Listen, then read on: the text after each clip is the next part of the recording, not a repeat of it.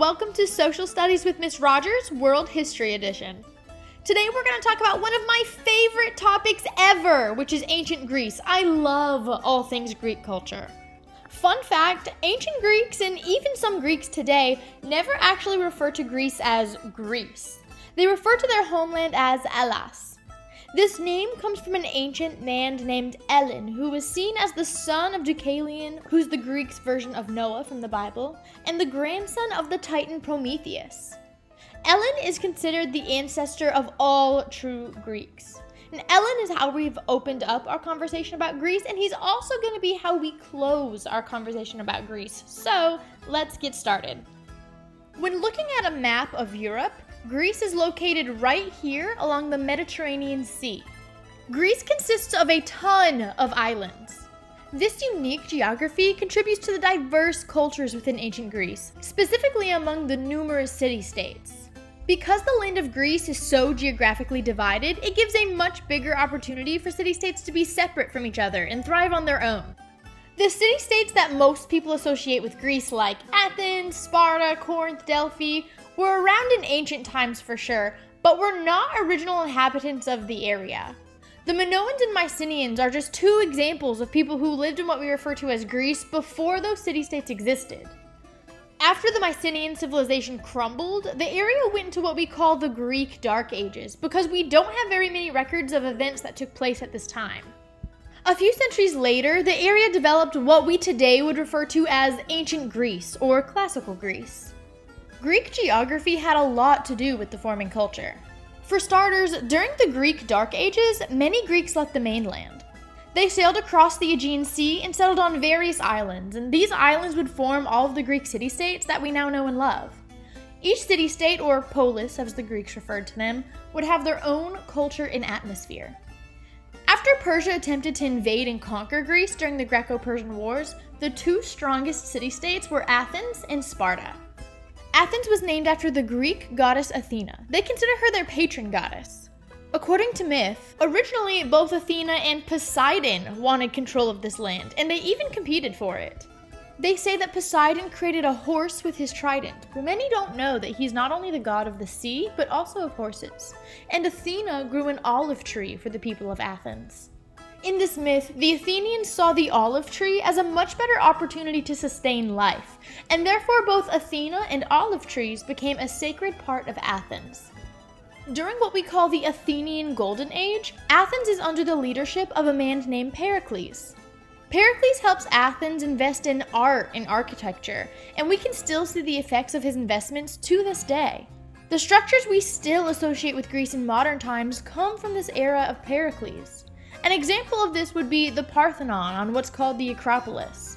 We believe this is how the structures and areas looked during ancient times, and this is how Athens looks today.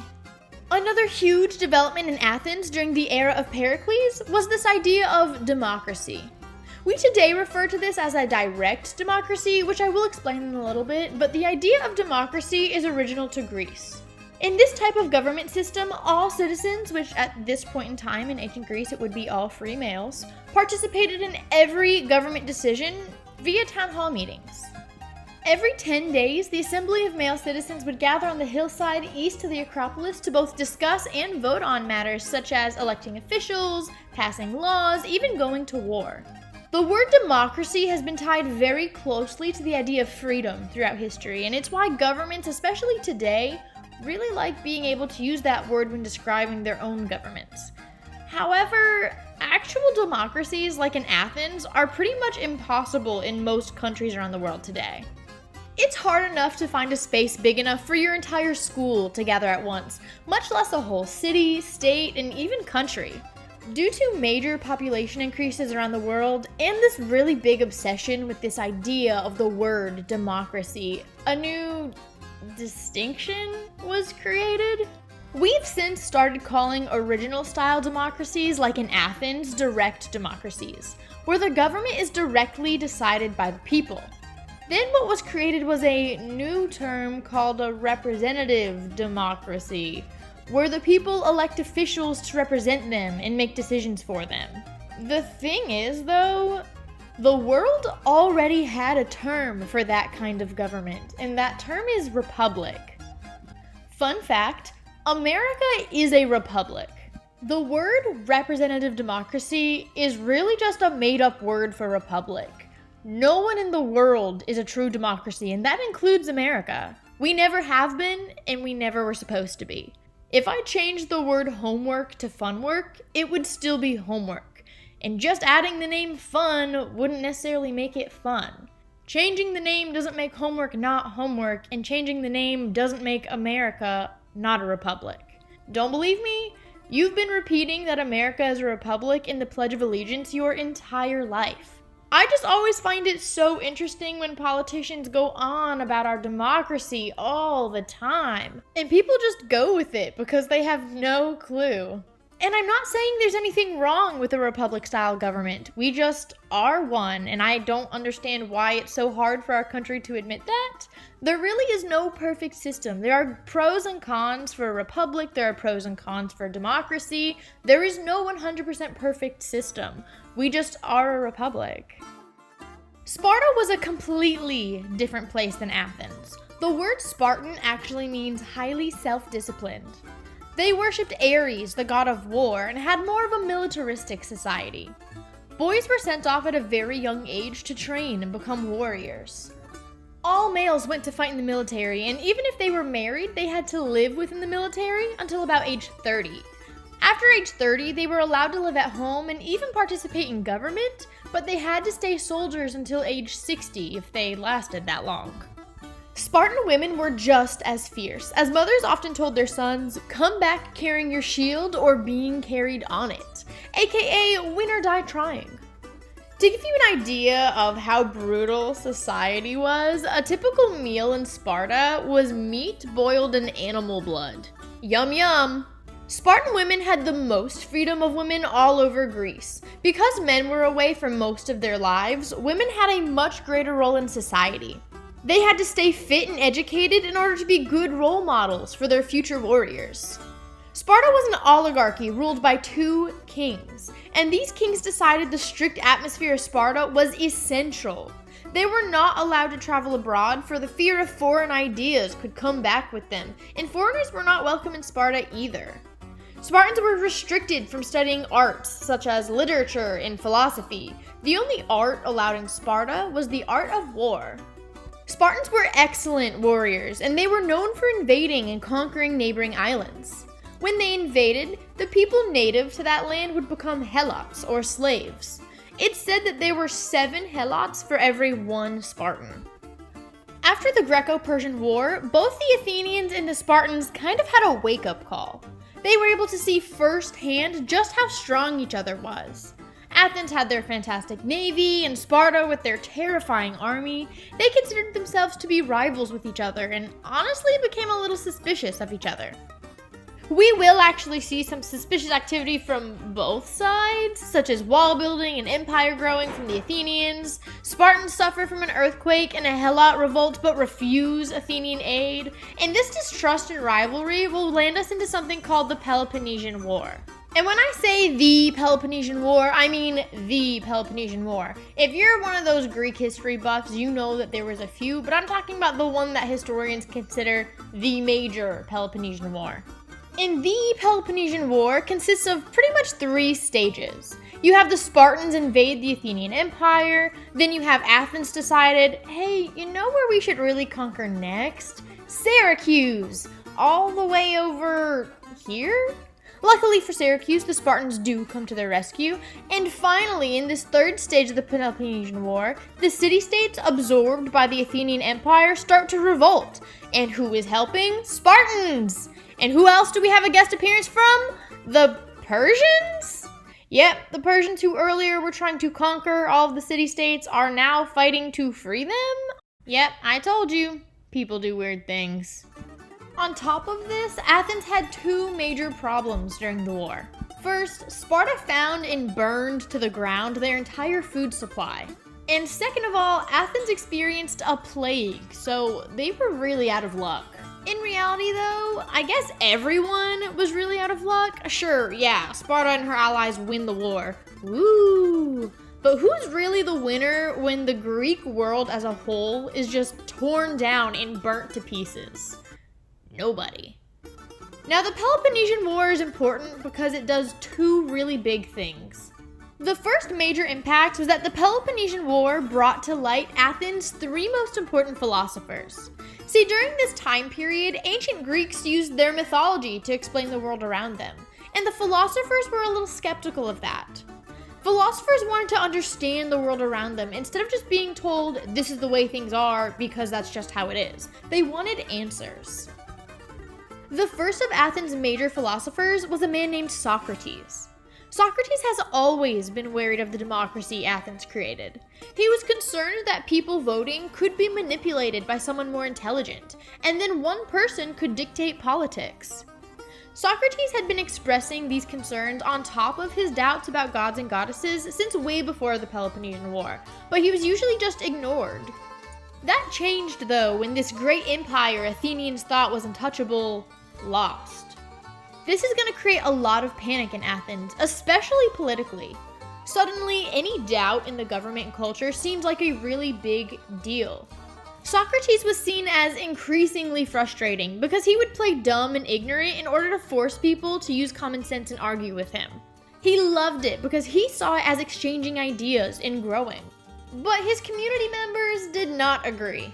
His fellow Athenians actually put him on trial for his infuriating behavior. Socrates was so confused. He thought he was helping to improve Athens in the way of thinking. And from his point of view, his worst fears about democracy came true because the majority voted he was guilty of what they considered very serious crimes.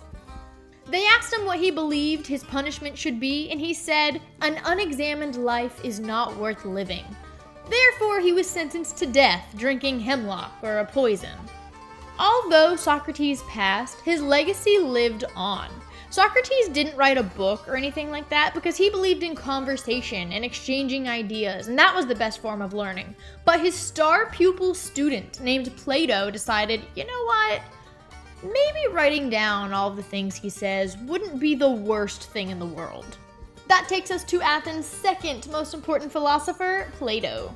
Plato shared the concerns of his teacher in regards to democracies. He sees a once mighty Athens having just been beaten to the ground, the people executed his teacher, and he truly just wonders if there's a better way for society to govern itself. One of the biggest things Plato was famous for was his allegory of the cave. He said life is like being chained up in a cave, forced to watch shadows flittering across a wall. Another concept that Plato came up with was the idea of academies. He taught his students in a field outside of Athens named for a famous hero, Academos. The area became known as Plato's Academy, and since then, places of learning have been called academies. Plato's most famous student in his academy was a man named Aristotle. Aristotle was known for focusing on the idea of virtue. He believed that if people could just focus on being a good person, the right actions would follow effortlessly. These kinds of lessons made Aristotle a very sought-out teacher, and his most famous student was someone by the name of Alexander the Great. Who is Alexander the Great, and how does someone get a title like the Great? Well, let's back up for a minute. This also brings us to our second big impact from the Peloponnesian War, Macedon. The ancient Greeks that we've been talking about so far in the south, the city-states, view their northern neighbors, the Macedonians, as brutish goat herders. Although the Macedonians spoke a dialect of Greek and shared culture with their southern neighbors and also considered themselves Greek, the Greek city-states in the south didn't claim the Macedonians as one of them, and they didn't consider them to be Greek. Think of that kid at school that just keeps hanging around you and your friends because they want to be in your group so bad, but you still don't invite them to your parties. Ancient Macedonians. Nevertheless, by the end of the 5th century BC, Macedon or Macedonia emerged as a powerful kingdom. Ooh, who's throwing parties now? Philip II came to the throne of Macedon or Macedonia. Isn't he handsome? Look at that face. And he was soon drawn into Greek affairs, and here's where this thing called bias comes in. Some textbooks say, as a great admirer of Greek culture, he longed to unite all of Greece under Macedonia, which is so great.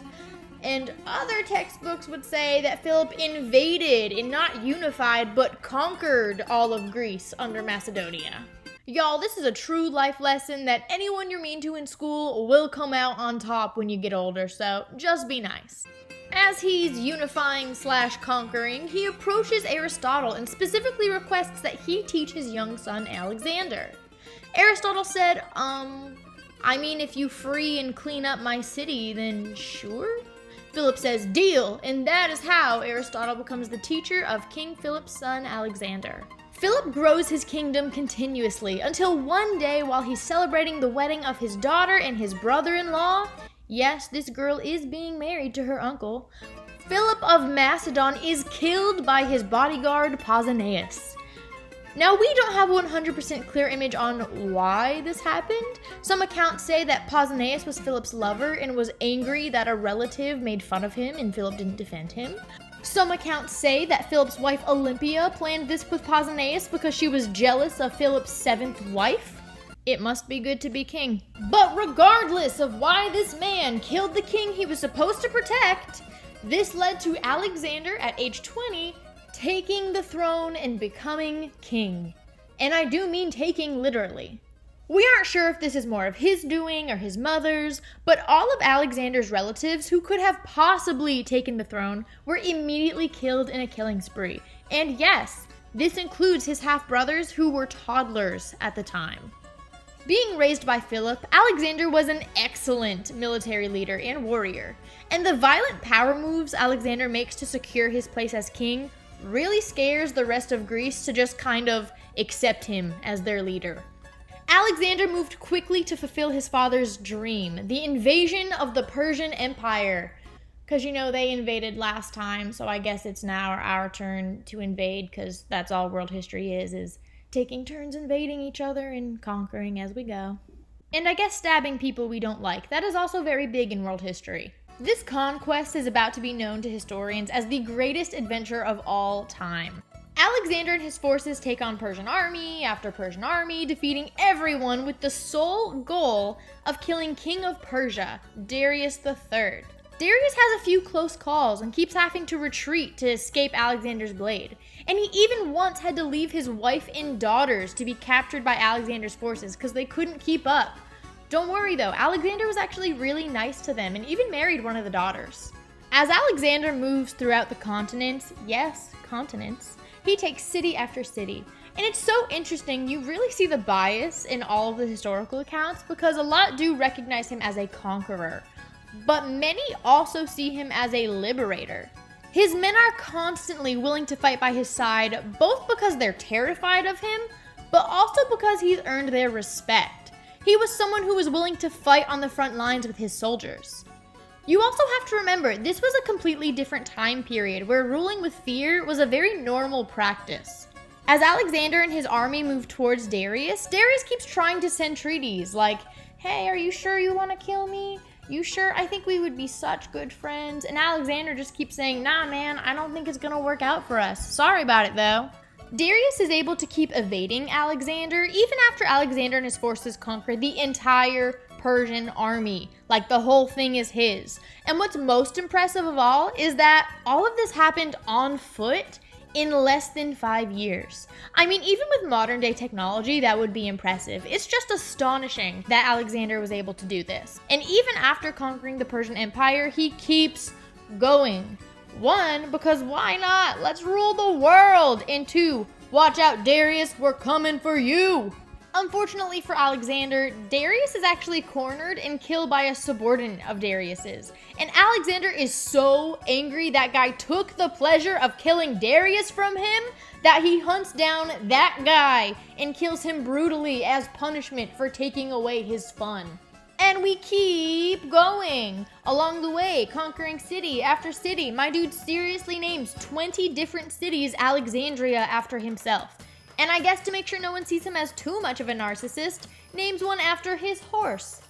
He gets all the way to the edge of India and really wants to conquer the rest of India. But his men are like, Alexander, please, we are so tired. Can we please go home? And he said, oh, okay. you're right. You guys really deserve a break. Let's go home for a bit. But we will be back. Alexander returned to Babylon, not quite home, but was giving his men time to rest while he was planning more conquests. Unfortunately for him though, in 323 BC, exhausted from wounds, fever, way too much alcohol, combination of the three, Alexander died at 32 years old. After Alexander's death, we see what's called the War of the Diadochi, or the War of the Successors, meaning a good number of Alexander's generals are fighting for control of this empire. And no one successor wins the whole thing or anything. Alexander's empire, for the most part, is split up into three big sections. The Seleucid dynasty takes up much of the old Persian Empire. The Ptolemies set up the Ptolemaic dynasty in the Egyptian territory. And the Atigamid dynasty takes up the old Macedonian Empire. Are some areas within Alexander's old empire staying independent? For sure. But these are the most significant new empires, and it creates what is known as the Hellenistic period, or Hellenistic culture. And this is where we're bringing it back to Hellas in Ellen. The idea of Hellenism is acknowledging the fact that with Alexander conquering all of this entire empire is subjected to Greek influence and Greek culture. The area experiences major culture diffusion, sharing culture with each other and having an overwhelming Greek presence in their society, which is why it's called Hellenism, or Hellenistic culture. In addition to Alexander's cultural legacy, Hellenism, he leaves a political one as well. Rulers throughout the rest of world history see Alexander as a role model. Everybody wants to be like him and as successful as him. The Hellenistic period will last for centuries and ends around the time that two of these new Hellenistic empires get taken over. The Seleucid Empire gets taken over by the Bithynians, and the Antigonids get taken over by the Romans, which is exactly where we will resume class tomorrow. I know that was a lot of information, and I'm so happy that you guys bared with me. Am I devastated that we didn't get to do more Greek mythology? Oh my god, yes. But I didn't want it to be too overwhelming, so definitely something that we'll talk about in class, definitely something that I'm going to do in world religions also. So definitely sign up for that class.